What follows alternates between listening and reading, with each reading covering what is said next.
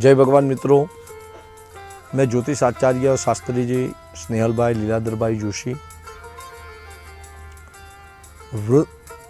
इस संसार में हम शालिग्राम की अनेक प्रकार से पूजा अर्चना करते हैं। शालिग्राम की आराधना से अनेक प्रकार की मनोकामना की पूर्ति होती है।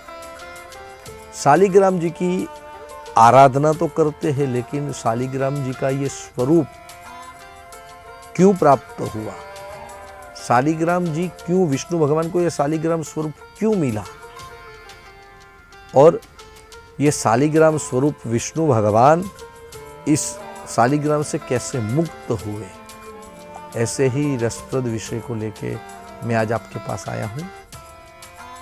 राक्षस कुल के अंदर वृंदा नाम एक कन्या का जन्म हुआ। बचपन से ही वृंदा बहुत ही भक्ति भाव वाली थी। भगवान विष्णु की अनेक प्रकार के व्रत उपवास पूजा अर्चना करके भगवान के मंत्र जप करती। जैसे जैसे वृंदा बड़ी होती गई, उसकी भक्ति भी उतनी दृढ़ होती गई, उसकी श्रद्धा इतनी अच्छी होती गई। श्रद्धा, भक्ति, भाव और पूर्ण विश्वास से वृंदा भगवान विष्णु की आराधना करने लगी, और विष्णु आराधना का पुण्य फल वृंदा को ऐसा प्राप्त हुआ कि उसको जीवन साथी स्वरूप जलंधर नाम एक असुर कुल का राजा, जिसको बोला जाए, ऐसे असुर कुल के एक पराक्रमी आदमी के साथ उनका लग्न हुआ, उनकी शादी हुई।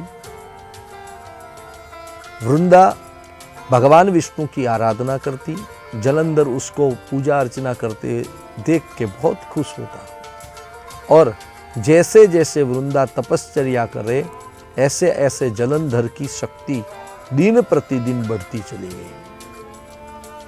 जलंधर यशस्वी पराक्रमी वीर योद्धा था।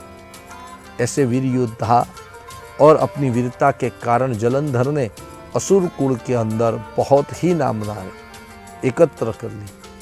अब असुर कुल के सभी असुर जलंधर के नेतृत्व के पीछे देवताओं को परास्त करते हुए, देवताओं की जो संपत्ति थी, देवताओं का जो पद था, देवताओं का जो स्थान था, वो सभी के ऊपर जलंधर ने अपनी योग्यता के हिसाब से अपना साम्राज्य एकत्र कर लिया।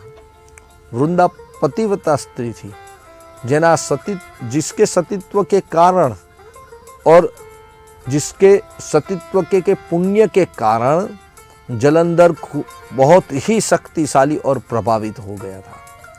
देवों और दानवों के युद्ध में जलंधर की शक्ति के आगे देवता भी बेविश हो जाते थे, बेबस हो जाते थे, और बेबस होने के कारण जलंधर से देवता भी हार के जलंधर के सामने युद्ध में टिक नहीं पाते और वहां से भाग जाते थे। अब भगवान का ये शालिग्राम स्वरूप कैसे हुआ, जलंधर का नाश कैसे हुआ, ये सभी विषय को देखने के लिए मेरे वीडियो को अवश्य देखिएगा। जय भगवान।